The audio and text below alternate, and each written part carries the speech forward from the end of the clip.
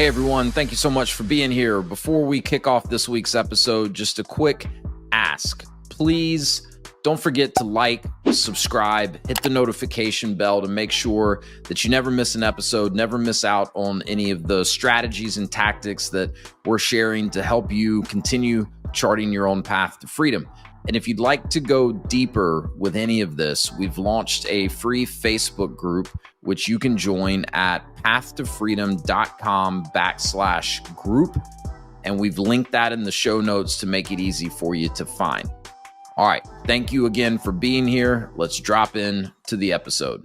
Hey, what's up, everyone? And welcome back to the Path to Freedom podcast. Today, I'm joined by Stefan Figley. Stefan is the president of 1-800-Packouts. So, Stefan, thank you for being here.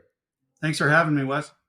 Yeah, I'm excited about this. This is one of those types of businesses that I love to talk about and love to spotlight on this show because it's to me one of the businesses that just people aren't aware that this is out there as a business opportunity, especially for people that, are maybe just kind of in the early stages of considering business ownership for themselves or specifically franchise ownership. And they're trying to, kind of get a sense of, what's the landscape of all the different types of franchises out there. A business like yours is not one that's probably on most people's radars initially, but there's so much to like about a business like this. So I love featuring brands like this. So maybe as kind of a quick introduction, tell us a little bit about what is the Packout business in general?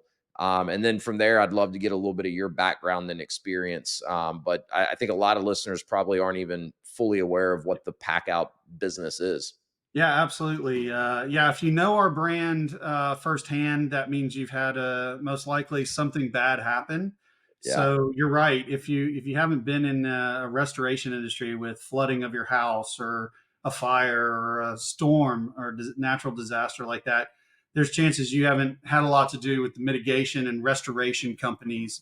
And so, you wouldn't want to know me as a homeowner. You don't want me. You don't want to be a repeat customer of 1-800-Packouts.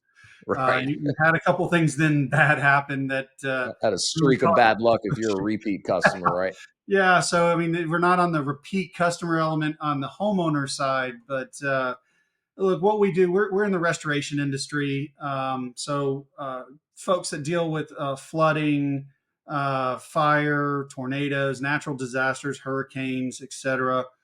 We are focused 100% in the contents arena of the industry. So we don't help get rid of water out of a house or a property. We don't deal with the soot or mold.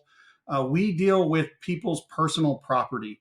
So we make sure it gets cleaned. It's safe to have back in your home. It's back to the way it normally was. And it's removed. Sometimes it has to be removed, cleaned, stored while the home is being repaired. It's getting the water taken out, the walls put back in, dried, making sure you don't have mold. But all your belongings need to be protected and safe in the meantime. And so that's what we do. So we literally pack out the house or the building or the business. And we, based on what the damages are, we can clean it. We use ultrasonic tanks to get everything 100% clean based on industry standards. Insurance loves that because it takes a lot of risk out of it. We store it as long as it needs to, and then we bring it back. And that's what we do. So we really try to take care of people's personal belongings. But that's the only portion that we do. We have knowledge and connections with all aspects of the restoration process. So if anybody ever needs help, we're happy to help.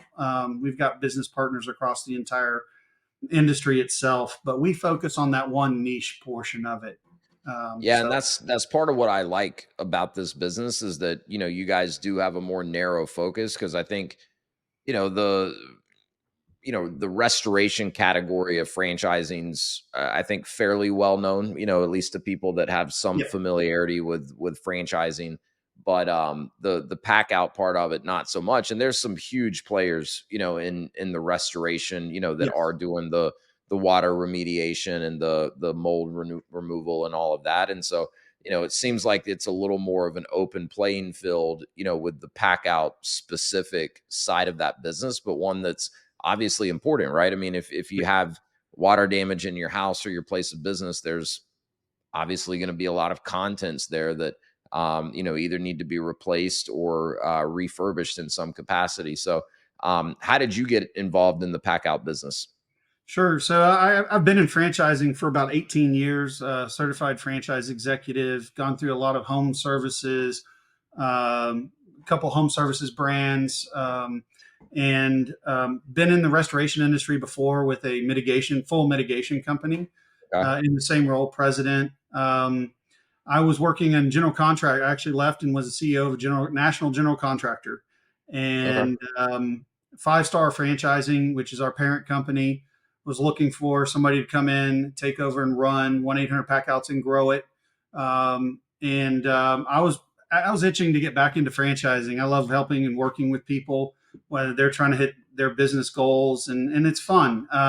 Sometimes it's hard, obviously, but it's fun to be watching people really try to make it on their own and do it. So it was a great team to get involved with, Five Star Franchising. So really stepped into that and is back into the restoration world. So that's how I got into it. I really like the aspect of 1-800 Packouts. We don't have, our model is very specific to our growth, and our success is built on franchisees. We Yeah. don't have extra things that you have to buy from us or required to buy from us that we have a margin on. Like, if you grow, super, but I got margin over here. Yeah. I'm going to make it and break it with you as a franchise owner. So it's my goal is really to be out there and supporting, help make sure our owners are delivering on what they need to do to deliver, find more profitability, and then of course find new aspects to continue to grow revenue. So it's nice, as a franchisor, to be really that partner, or at least I feel that we are there to be that partner. We don't have another agenda anywhere. So that's, I like that. That's part of it. And Yeah. it's Yeah, that's an interesting dynamic you bring up because it's not the case with every franchise. Some franchises, the franchisor has other revenue streams, via products, equipment, yep. materials that the franchisees are in some cases required to buy from Yeah. them. So it does, or it can result in not quite as much alignment, between the franchisor and the franchisees in terms of what's most important to them. Yes. So it's a good point that you bring up, and five-star franchising in my world has a great reputation. I had Scott Abbott on this podcast Yep. years ago when I was probably just getting it started. So uh kudos to him for being willing to come onto a podcast that probably very few people were listening to at that time. But he's got a stellar reputation within franchising and an amazing track record. So I'm just out of curiosity, what are some of the other home service brands that you worked with in the past? I kind of cut my teeth in home service franchising. Sure. Well, I was with Terminex, Okay. and I largely corporately operated, but they do have a Right. franchise element. I worked with their franchise team. Worked Hmm. with Mary Maids, a lot in the Service Master umbrella. So Mary Maids, and then Service Master Clean before it became Service Master Restore, had a little piece Yeah. in there, and then actually moved over to um, they built sunrooms or extra rooms and windows, and had a franchise system with that. Tried to work with them, help grow them a little bit, and then actually a little bit outside of the home services, moved into the world of janitorial. So Janiking International, a very large Yeah. janitorial Yeah. franchise system, and then eventually back in here, and then Stematic, which was Uh-huh. restoration, and we worked on that, and then sold that to a large um, publicly owned company out of Australia, and then Okay.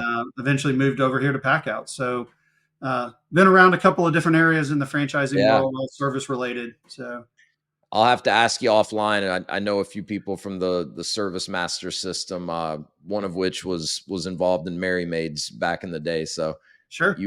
we might have a few common connections from your Depends days how there. long ago with the gray hair. I've been around for a little bit, so Yeah, sometimes they're a little younger. maybe you overlapped with them, maybe you didn't, but Yeah, sure.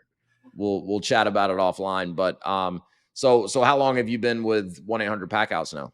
Yeah, I'm approaching 2 years with 1-800 Packouts, and then I mean my history. Just to give you a quick background, you had asked a little bit about that at the beginning, but I started out in marketing, strategic Mm. marketing. Worked on the agency side. Worked for a large international company, Leo Burnett. out of Chicago. It's known for branding. I was not the creative. I was the guy who stuck around with the analytics. What drove the ROI? What they call below the line? So as direct mail, as email, and I am that old. Yes, before the digital space was there, um, we had to figure out what that was. But all the elements that become with tracking, not just your, oh, I drew this caricature that's now with whatever brand. Sure. So I did that, and then actually moved over with the marketing role into Service Master as the company stepped in there, and then from there moved into operations up the ladder with into Mary Maids and some operations, and then all my other roles started to become more operationally senior focused around a mix of marketing and operations. Okay. So I've been there. My wife and I own our own business, non-franchised, and she runs it now. But there were some times that we went through that we were like, man, we wish it was franchised, because there were some Yeah. questions that you get from franchising that's so important to a business owner that I want to share as well. I mean, if you're missing something in a franchise system, you have a network. You can ask the question. You can ask corporate, but you also can ask other business owners that are potentially have gone through it or going through it, that are faced and trying to accomplish the same things you are. And when you're out on your own, you don't. You are trying to figure it all out, and sometimes people are willing to share, and sometimes they're not. So a Yeah. very different element, but we sure have learned a lot from it.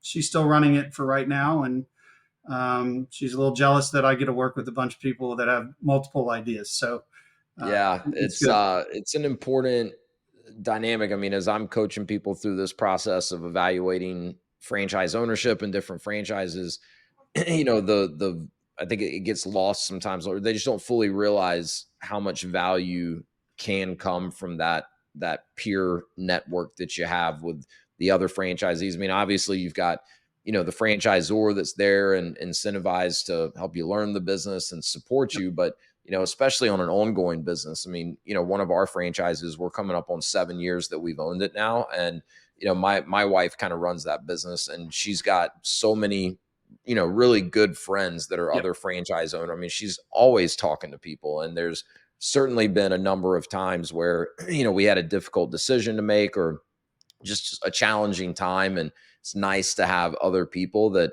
are in that exact same business as you are, and they've likely been through some of the same challenges that you have. Or like, I think back to when COVID was first coming onto Yep. the scene. I mean, we didn't really know what to expect, or what the next couple months were going to look like, but at least you knew you had other people that were in the exact same seat as you. And just kind of having that community is very valuable. And we've had Yep. non-franchise businesses too. And I think sometimes I imagine a lot of franchise owners probably take that piece of it for granted a little bit until they find themselves in a business where they don't have that type of community. Well, It's a big. I'll even give you one a little bit step further too. As you get Yeah. into the franchise network, there's always at a certain point in your business, you may want to exit. Yeah. And so it's like, how do you, well, if you're in a franchise network, most of the franchise networks, we have connections around resales opportunities through Yeah. partners. We're always looking for adding, you get franchise as a franchisee. Sometimes it's like, well, all you focus on are new franchises. No, that's not all. But Yeah. again, as new franchisees come in and build our network, for example, it gives us more exposure around the industry. We become a much bigger player by having a bigger footprint across the United States. We Yeah. can generate more buying power for consumables that we have to use in our business, which also adds, if we can get it at a lower price for an owner, that's just margin that goes to your bottom line. It doesn't Yeah. impact me one bit. I don't have anything from it. But if we Right. can figure out, like, hey, we've got 40 owners in this area and they need boxes, for example. Hey guys, let's all organize. Let's buy together, because we can get that volume discount. We can go and say we're going to buy this much a year, and then you get all the vendors that want to work with you because they're seeing it as a good partnership. Sure. That's a bottom line impact to a franchise owner that sometimes they don't see. They're trying to figure it out all on their own. Yeah. Remember, challenge your franchisor for that, because they should be looking into that. And I know a lot of folks that are on that franchisor side, and they are doing it, and they are looking. Just keep bringing it up. Remind them, hey, what else can we do around profitability that helps my business? So Yeah, the buying power piece, especially in these types of service businesses, is where a lot of the value can yeah, lie, right? Because I was having this conversation with someone the other day that's in marketing, right? And he kind of agreed with this too. But in some franchises, the brand recognition is where most of the value is, right? sure, Like go buy sure, McDonald's, so much of the values in the brand. And in some of these other businesses, the brand recognition is not nearly as important, but there's other ways that the franchisor can add value, and buying power is a big part of that. And also just the type of relationship that you have with vendors, like you know better pricing is always a good thing, but also like better response times. Like vendors are yeah, going to take you as a franchisee more seriously because you're part of this bigger network that makes up a bigger chunk of their yeah, overall business. So like they're going to probably answer the phone when you call. They're going to probably get back to you more quickly. They might prioritize something in the order queue for you that you might not get some of that favorable treatment if you were yeah, just kind of your standalone business. And well, the systems I've been a part of, a lot of times, the franchisor is always looking for those opportunities, but a lot of the opportunities that have kind of grown into regional or national deals started at the franchisee level. It was an sure, opportunity that a franchisee identified, and they had the foresight to say, hey, this could benefit more than just me, and it could benefit me even more so if I get other franchisees involved, and we get the franchisor involved. So it should be a group effort. We'll get right back to the episode in just a minute, but if you've been considering business ownership, if you're already a business owner looking to expand and you're curious about franchising, I'd love to connect with you, answer any initial questions that you have, talk about a specific franchise, and detail the exact process that I use and have taken hundreds of people through to help them understand franchise ownership, find the right franchise for them, and conduct the necessary due diligence. Click the link in the show notes if you'd like to schedule a free, no obligation strategy call. I look forward to talking with you. And now back to the episode. yeah. We encourage that daily for that exact reason. We can't find everything. We try, No, but we no, can't. The boots on the ground, as you say, from a sales perspective. Well, there's boots on the grounds from the execution perspective. The day in and day out execution of the business, no matter which industry you're in, you're going to feel and hear things more by operating it day to day than everything we'll see from a franchisor side. We won't see mm, some of those things. yep, In bringing those up and saying, hey, why don't you check on this or do this? You may have a vendor that's local that's doing this that becomes part of a larger network all of a sudden. And you say, hey, why don't I introduce you to my franchisor because we have 50 owners around the country that you may get a volume bang out of this. Well, now you're really helping the others, and you're absolutely right. They may prioritize you differently.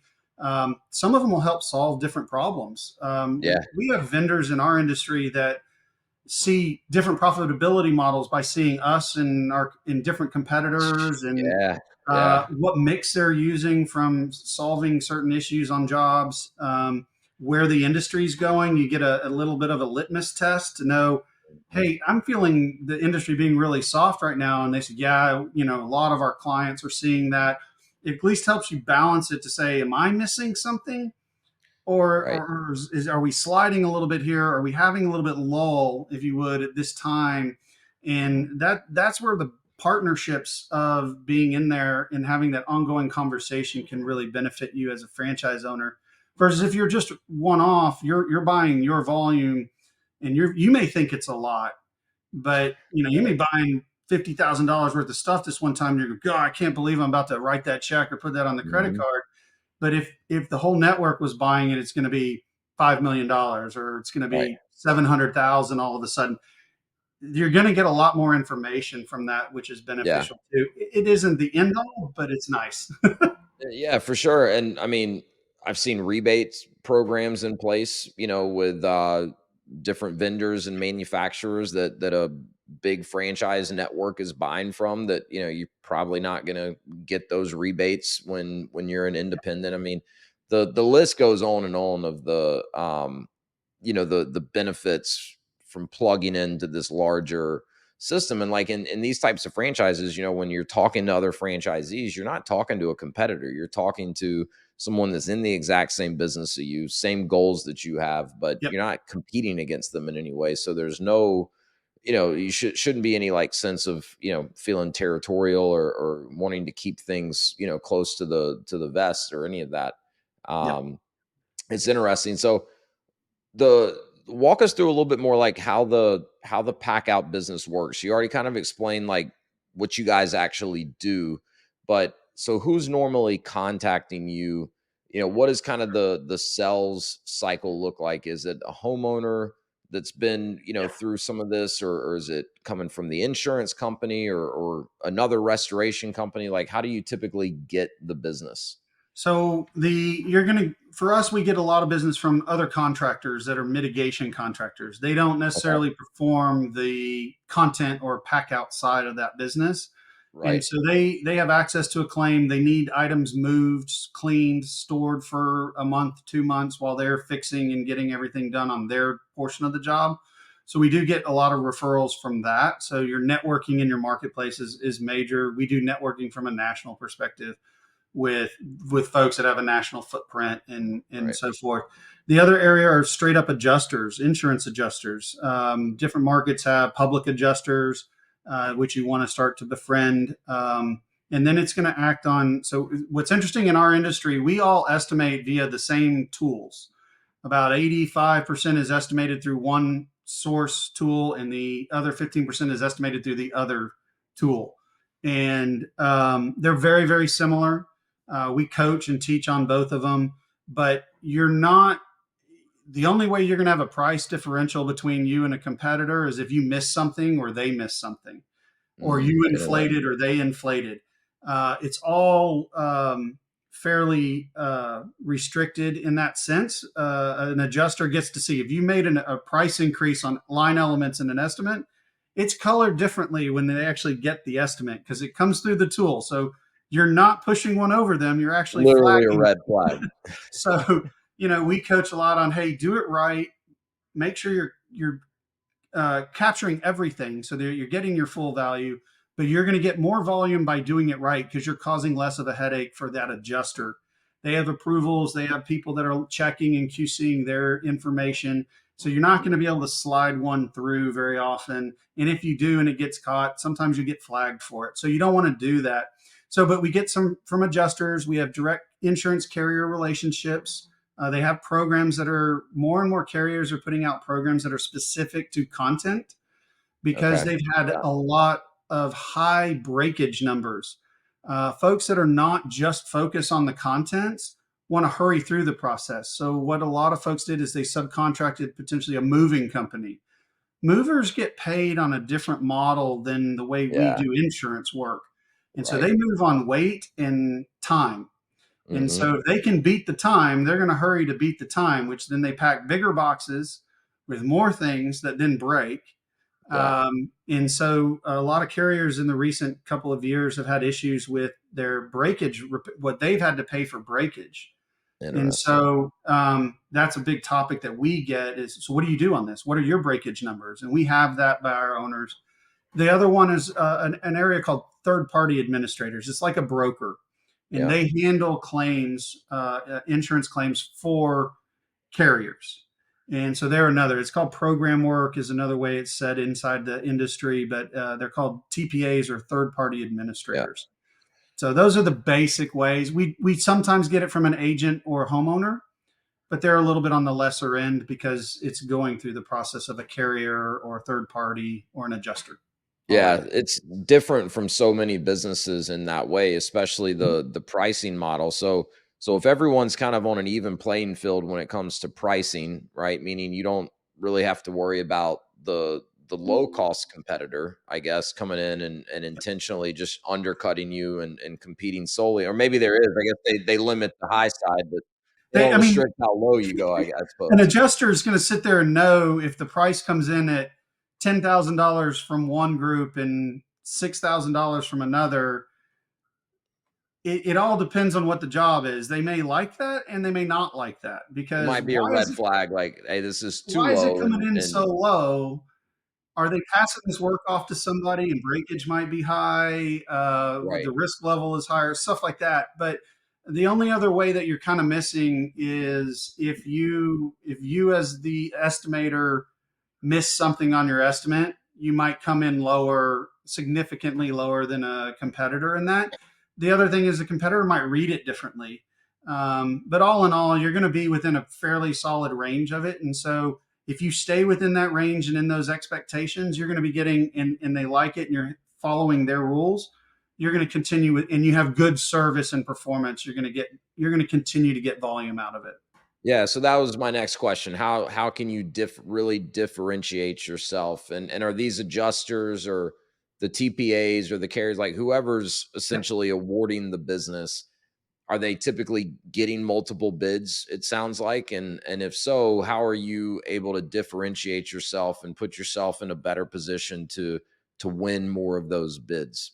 So sometimes they get multiple bids. If they don't have a valued organization that they've used before that they trust, they may continue to get multiple bids to see what it is.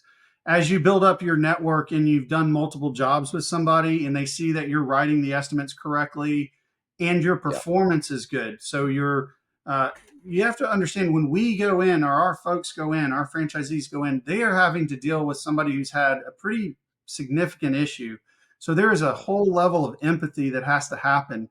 So if you're not very empathetic and you're throwing their stuff around and you're hurrying and you don't explain the process, the homeowner is going to sit there and, that didn't go very well. I didn't feel good about it. I didn't know where my stuff was going. Those are the Right. types of things. So you want to make sure you're communicating with them. You do that well. You're going to have a good reputation of how you are when you handle that is their customer. Remember that policyholder is their customer. And Sure. so you're going to get rated as a performance mechanism off of that. And so just like pretty much any other thing, if you get rated well and you have a good feedback, even Yeah. inside the industry, so inside of a carrier, you have a rating, like a Yelp rating, but it's just inside that carrier. Yeah. That's going to go well, and it's actually done by location. But as you have a national footprint, you do get benefits that we can help bring somebody that hasn't had as great. Let's go coach them. Let's bring them up to what needs to Or happen. someone that's new maybe, right, and hasn't had a chance to Absolutely. develop that good reputation, you're at least getting their foot in the door and giving them a chance to. We were in the Yeah. installation business for about 4 years, and Yeah. we did a lot of work with builders and contractors, and so it was the same, like, once we got a chance and, our pricing was, kind of in the sweet spot, and it took us a little while to figure Yeah. out where that sweet spot was, like, we lost some because we're overpriced. We won some and realized, like, man, we were Under. way underpriced and left a lot on the table. But then, we got to where builders, they knew our quality of work, they knew our timeliness. They, were so comfortable.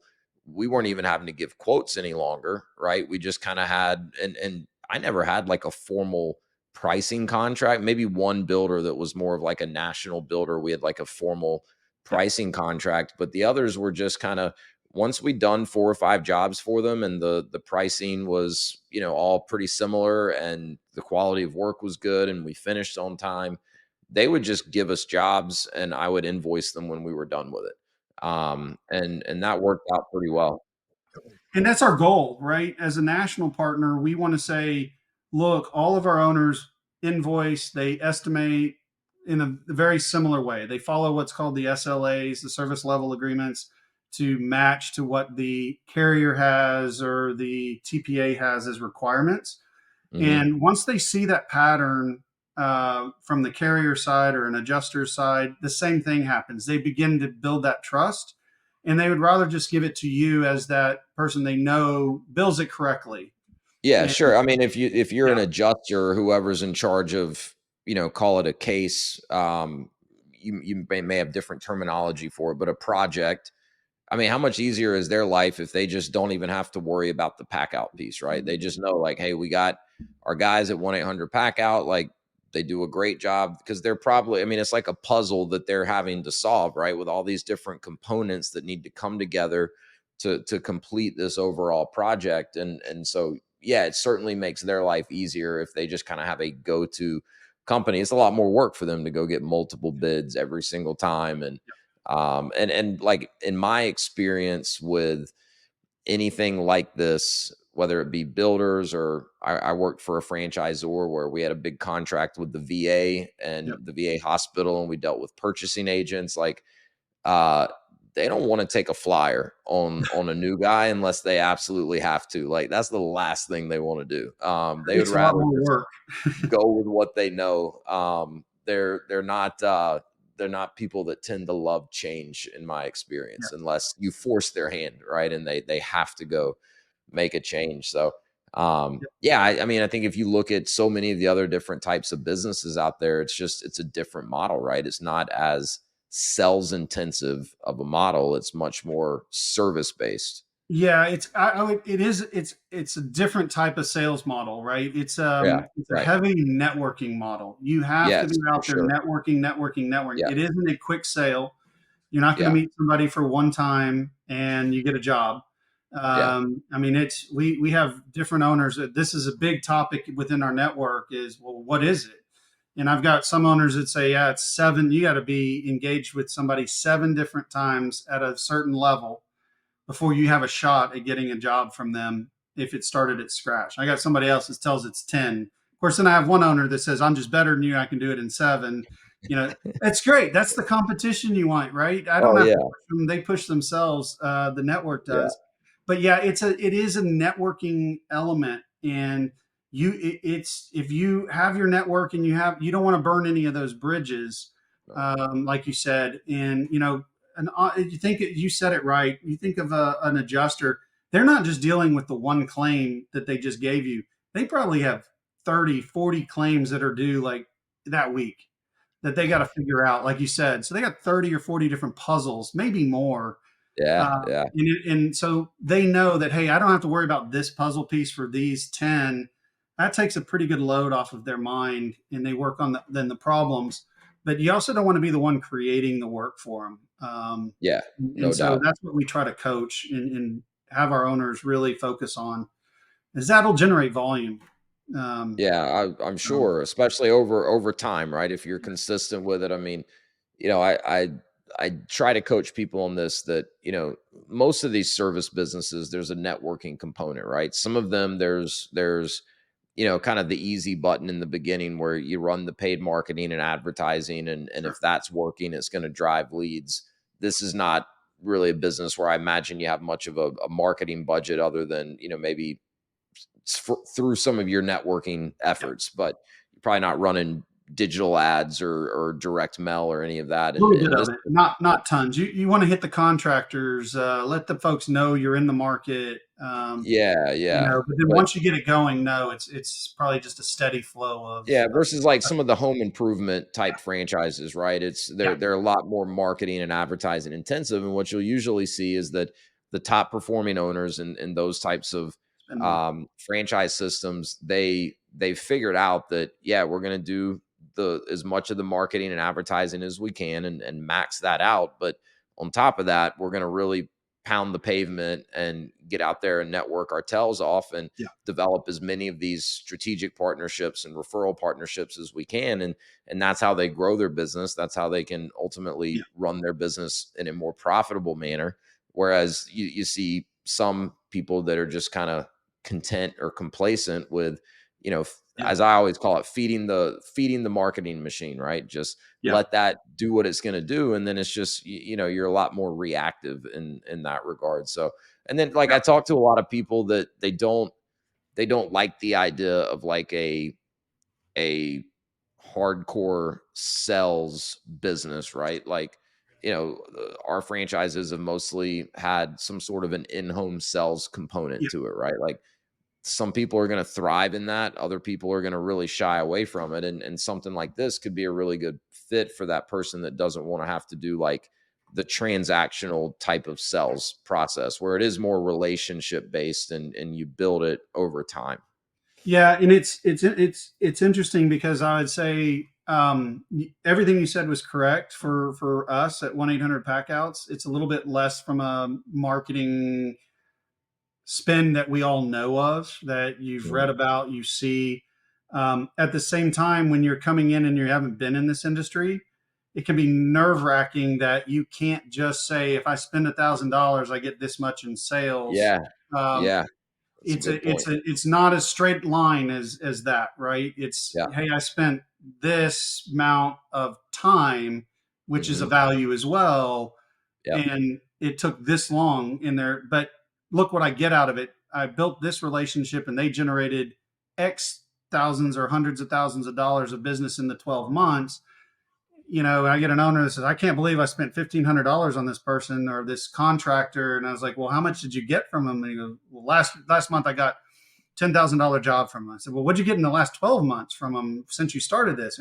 Oh, $250,000. I'm like, well, that's a really good return on investment. Yeah, I mean, if you look at that in like digital marketing terms, right? You spend Exactly.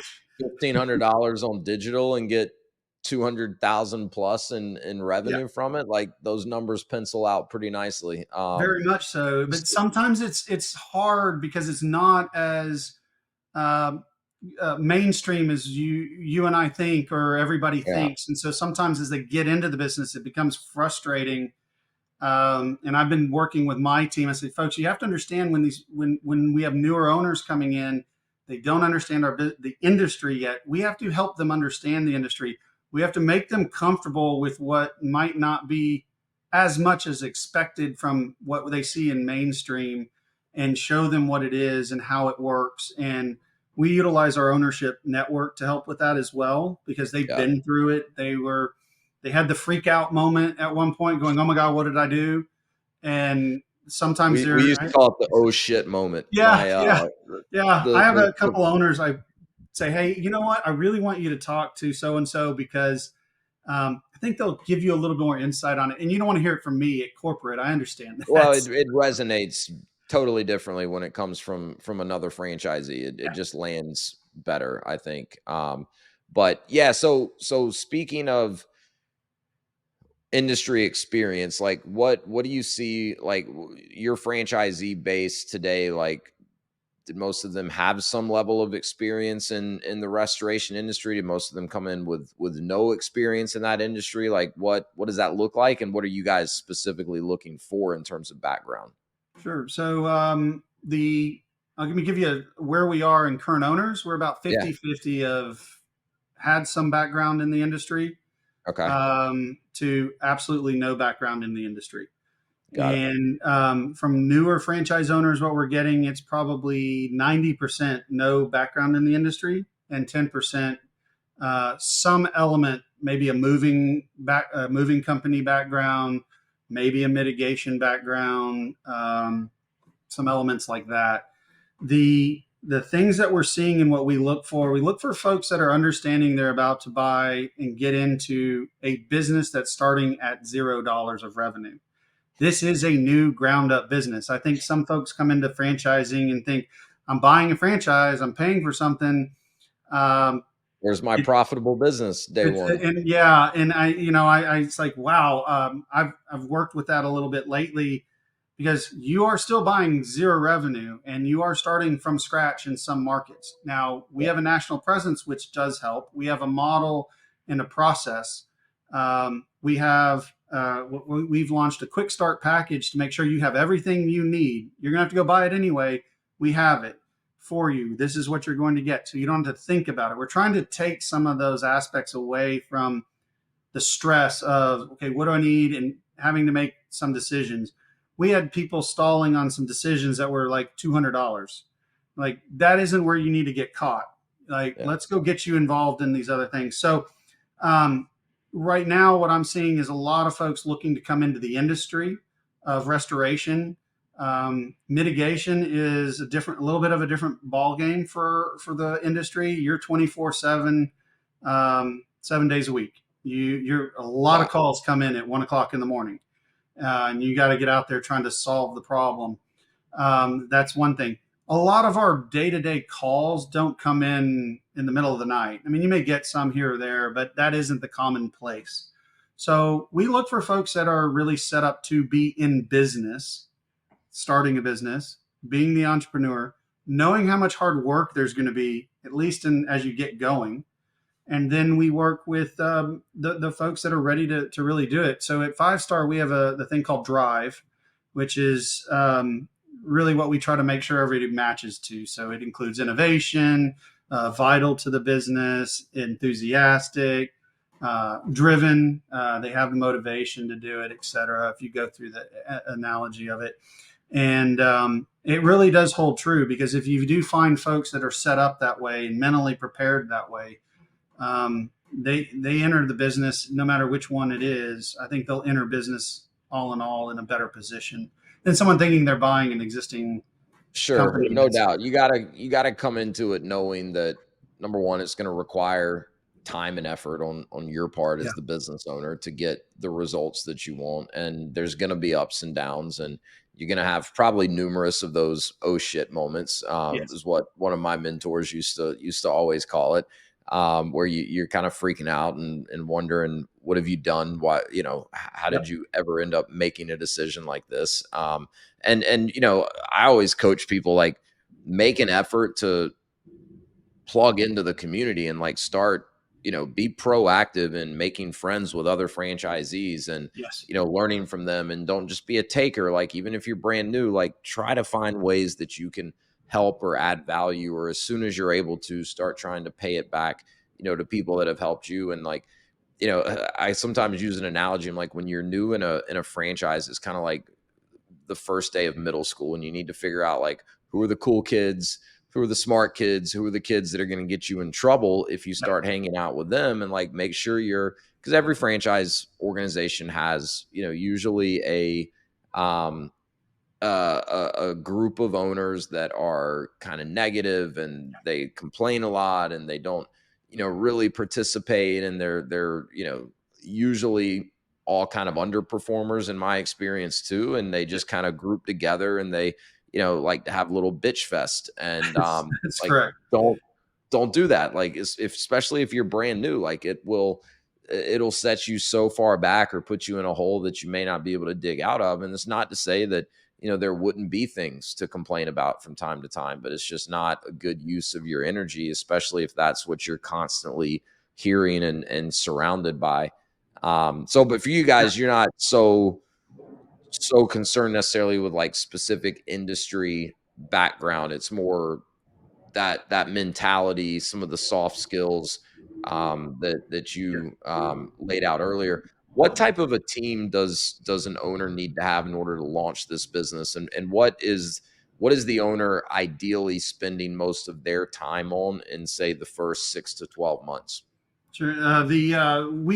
We like to say, as you start, the first person you're going to want is a business development person. They're the person that's going to be boots on the ground, starting to talk to a lot of the contractors, creating networking. The owner can do some of that as well, but even Mhm. folks that come from a sales background, like you said, this is a little bit different. This is a networking element. It's not a pure sales background.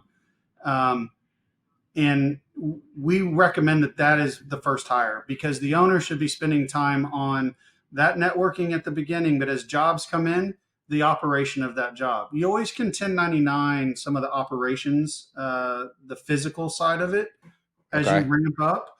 And so the operations type of warehouse type operations manager is the second type of role to be engaging in. The owner should be engaging in the entire business, but you never want to drop that networking side on the front end. Yeah. It has to constantly go. We've seen people trip by saying, I'm doing it, and they get a job. So they pull themselves out of the marketing or the day to day talking to other people, because they're over here executing a job. And then they get the job executed, they get it in their warehouse, it's stored, and they go, okay, oh, there's no job sitting there. Nope. So now they're almost starting again at zero. Yeah. It's a full momentum game. And so you want somebody constantly doing that. The owner's taking over everything. They need to know everything that's going to go on. And they may specialize in one thing or another just to give a little more emphasis. But you can start with minimal number of folks and use it as 1099 and ramp up, and then build into what staff you want on a regular basis. And Yeah. So, that's a good way to do it. yeah, I mean, I like the 1099 component. So the business development person, that kind of first hire that they would ideally make, is that preferably someone that has some experience in the restoration industry, maybe has some relationships already? I would definitely look at folks that might have it. I wouldn't hold your cards to that's the only thing you need. Yeah, yeah, yeah. We have several folks that have come into the business development role in locations that don't have any background in the industry at all. They are Okay. just fantastic at meeting and talking and networking. Yeah. They go to every, BBB, Better Business Bureau meetings. They go to city council. I mean, they go to all these things just to mingle with folks There's in the some people area. that are just bred for that, and they There love are. it. That's what you need, it sounds Yeah. like. But you can find, look, the industry's big. You have folks that have been in this industry. They might have been in a mitigation company and so forth. So you're going to have a potential choice around several different options. We do have profiles set up. If an owner would like to get that detailed and get kind of a characteristics and core value type deal profile pulled and match it to what we've seen as very strong elements for that role. So we've done that for owners, and we've done it for the business development role as well. And then for these, so I wanna better understand like the tactical, like, because every job is going to be a little bit different, I imagine, based on the contents of the house, based on how much damage is done. I mean, you're talking everything from electronics to jewelry to furniture to clothing, like, and I guess this is where, the subcontractor piece of this is really the best strategy, because you know how do you learn how to restore all these different types of contents, or are you bringing in different experts for each job based on what's needed, the type of restoration work, the type of contents that need to be, how does that piece of it work? I've never quite Sure. understood that. We'll get right back to the episode, but I wanted to quickly share a free resource with you. If you're curious about franchise ownership and want to learn more about how countless people, including myself, have leveraged franchising as a way to create more freedom for themselves and to take control of their livelihood, I've put together an ebook. It's called Franchise Wealth Creation, and it's the perfect starting point for anyone that's just curious to learn more about this whole franchise thing and how I've helped hundreds of other people navigate all the steps involved in understanding and researching franchising. So click the link in the show notes, fill out a short form. I'll send you the ebook. I think it's a great starting point if you're curious at all about learning more about franchising. All right, let's get back to the episode. So the hard goods or the bigger products like the furniture elements, that's something we teach. We teach how to deal with it, cleaning it, protecting it, storing it, moving it, etc. Then you have textiles. We don't teach or coach textiles. So one of our owners would partner with a textiles company. That's your clothes, your drapes, your bedding, etc. Think of a high, and I say this, and any textiles person would come and say, "Man, you shortchanged this." Like super dry cleaner. How about that? Okay. Yeah. To some degree, like that's the type of cleaning that an insurance carrier would want on clothes out of an apartment fire. It wouldn't even be your apartment, but it went through the ventilation system and you have soot all over your clothes. That's covered, and you can get that cleaned. You could do dry cleaning, or it could be even heavier, and you want to be all fully cleaned. It's similar to that. Okay. Electronics are a specialty. We have some of our owners have equipment for electronics and do it. So do some of our competitors, but not very many. There, you're Okay. going to find a specialist. You'll partner with somebody; they'll do it. Art, for example, that is a very fine specialty. I bet. Yeah. And there's some folks that do this across the country, and we are partners with them, and so forth. The other area of what we work on is total loss, and so that's just getting it totally written off. There's no recovery of it. The insurance carrier needs it written off, and you do that. So all of that is coached, and so there's different elements. Some of it's and some of it's not. So for the total loss, you have like some process where you evaluate it and say, hey, this is either just incapable of being restored, or it's going to cost more to restore it than to just Yeah. replace. You do like an analysis, and then that's what the adjuster needs to say, okay, this is Yes. a total loss, we'll It replace it. helps. It's not something our owners would love to do. It's basically a flat rate type of a deal, but it helps out a lot of Yeah, times the adjuster. And so we yeah, always yeah. encourage our owners, you need to be a participant in this because you're helping them out with stuff they don't want to do. And they'll, in return, will give you good jobs as well. They need this done. And so it's not a fun task either because it's somebody's lost everything. I'm So sure. Yeah. So how difficult is it to find these different specialists? not hard. No, No. there's several Okay. folks. There's networks of dry cleaners that are wholesale dry cleaners that you can go to. So a lot of your corner dry cleaners are actually not doing the dry cleaning themselves. They go to a dry Notice cleaner that's that. a Yeah. wholesale, which is Yeah. another element. But I mean, you can partner with them. There's on the You can find partners. They're partners not in every market, but there will be some fairly close. In the larger geos, you'll find folks that can handle the electronics. If not, you may have to go a little bit further, but then you tell the insurance company, and the insurance company is going to cover it. And your Then you get local competitors probably got the exact same issue. So, your pricing is not going to be necessarily higher no, the than insurance theirs. carrier is going to know that they don't have anybody that has this like in a more rural area or something. Yeah. And they know it Yeah. might cost them a little bit more, but it's going to do the same whether it's you or another person. Yeah. So And so as you establish your network of these different providers, you just kind of establish pricing with them, and that you obviously have to factor in their pricing, mhm. and that all so goes into the yep. bid that goes back to the So some adjuster. of them probably operate inside the industry, art and electronics. You're probably working with someone that still works within the restoration industry. So they'll estimate it on the tools that are required. Okay. Textiles, if you go to a dry cleaner, you're going to have to map that to your insurance estimating tool. Yes. And total loss isn't, but like a mover will come and say it's going to be $5,000 to move.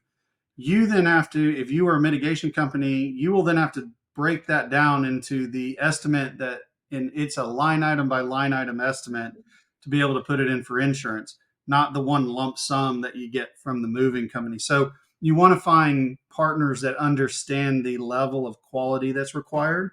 And Yeah. so that does take a little bit, but we have a lot of connections in that and can reference it, and we help our owners find those, or at least give them the criteria if they don't like who we provide as an option. So Yeah. So in a lot of ways, I mean, running a pack out company, you're kind of GCing the entire process of the contents you could be, restoration yes, and replacement part of it. You're kind of yeah. managing all these other You subs could that, be. that work underneath you. Some jobs at least are going to require Some that. jobs. I would. Yeah. It's not going to be the majority of your jobs that you have Okay. all of that. You won't have total loss if you're doing the other four areas. Total loss is easy, straight. I mean, not easy. It's a flat deal. It is what it is. The other Meaning four elements aren't everything even is, available. Everything's gone. yeah, everything's A toast. large fire or something like that is it's a total loss. You're going to go. You're going to write it. You document all the elements and you provide it, and that's it. It's pretty quick. It's not a long process. Um, and then if you get into it, the big ones are textiles and hard goods, which we do the hard goods. Makes Textiles sense. is the softer goods, the clothes. Those are the ones that you either are going to be GCing or partnering with somebody to do. Right. And then the others are just like a specialty item that you're going to deal with electronics or you're going to deal with art.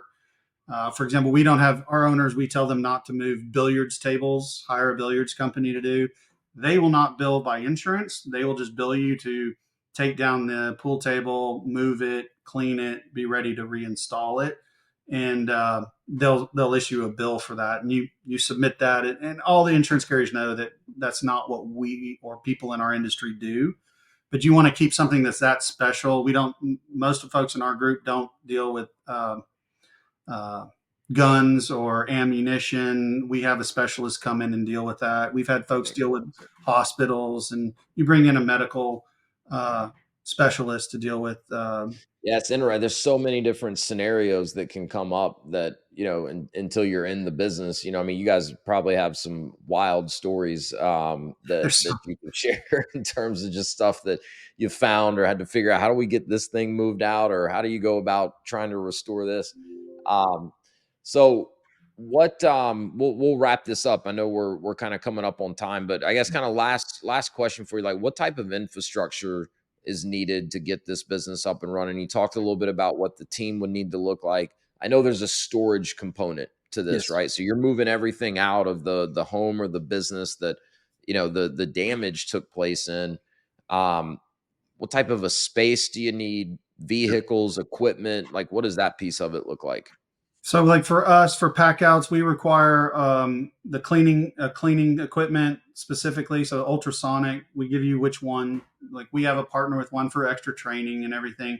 But from a space perspective, it depends on where you are, what market, and there's a minimum requirement of square footage capability. And I say capability because in our industry, we store it in wood vaults, a lot of us, and so you can stack them on top of each other. So if you can Oh, stack interesting. too high, you can go to a little bit smaller as long as it's high enough and you can move around to stack enough. We have a minimum requirement of storage space, if you would. We do not Okay. allow you to store it in public storage. That is against our policy. We want you to So have a secure location. You have to have what they call climate controlled. So you have to yeah, manage the humidity, not air yeah, conditioned. You have to manage humidity. And then from a vehicle perspective, a minimum of one truck.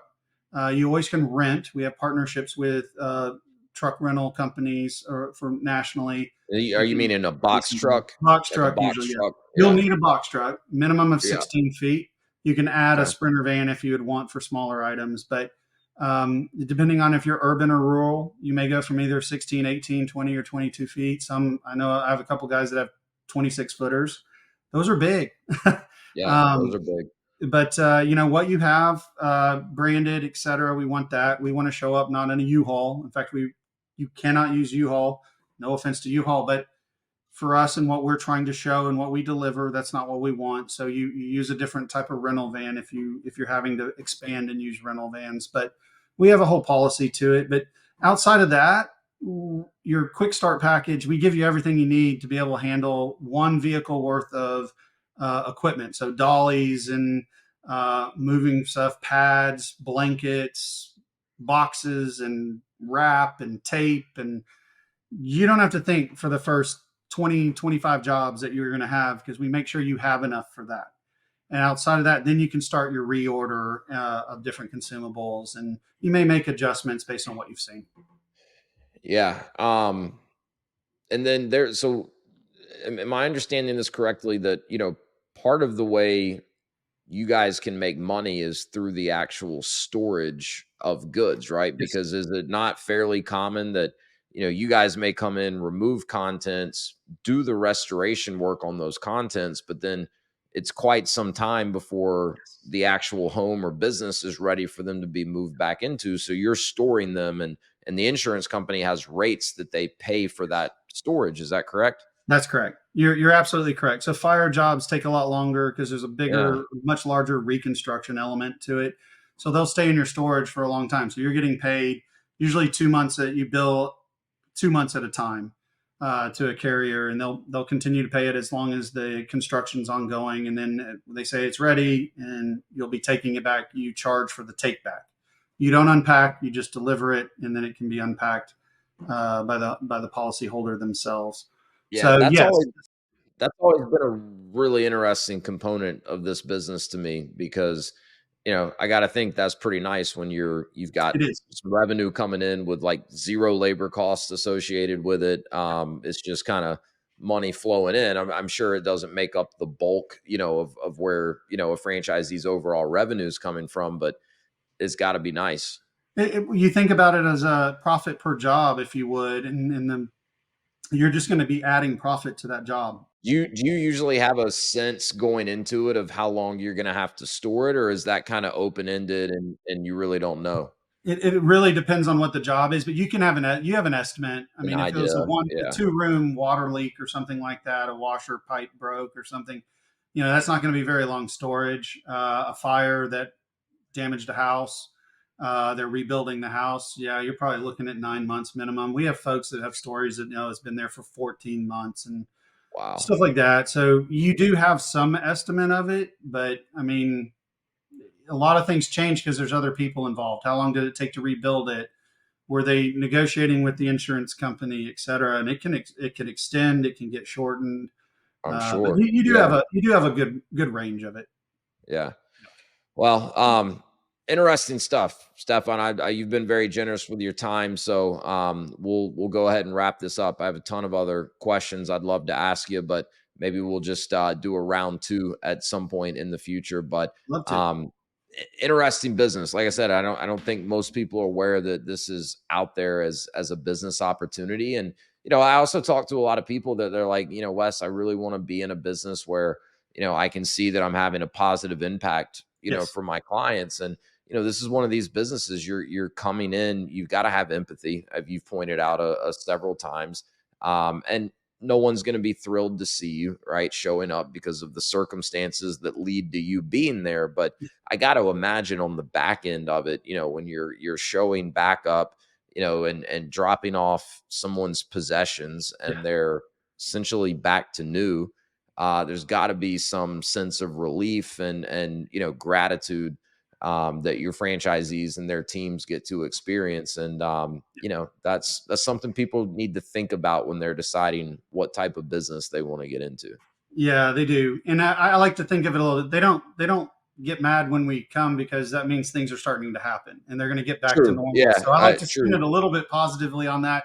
But you're absolutely right. You got to have that. I mean, you're touching their personal belongings, so it Yeah. means a lot to them, and so you do have to have that type of element as a business owner as well. And it's definitely something that you want to get. Some people want to get into. They want to help other people, and this is a good industry to do that in.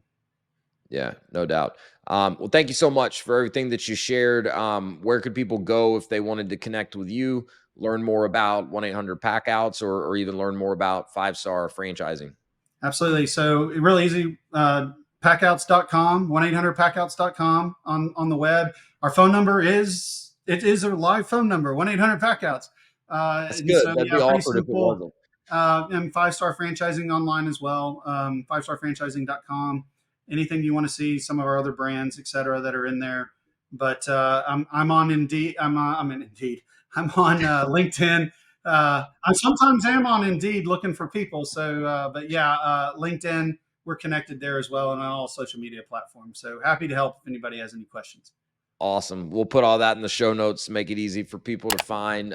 Stefan Figley with 1-800 Packouts. Thank you so much. Thanks, Wes.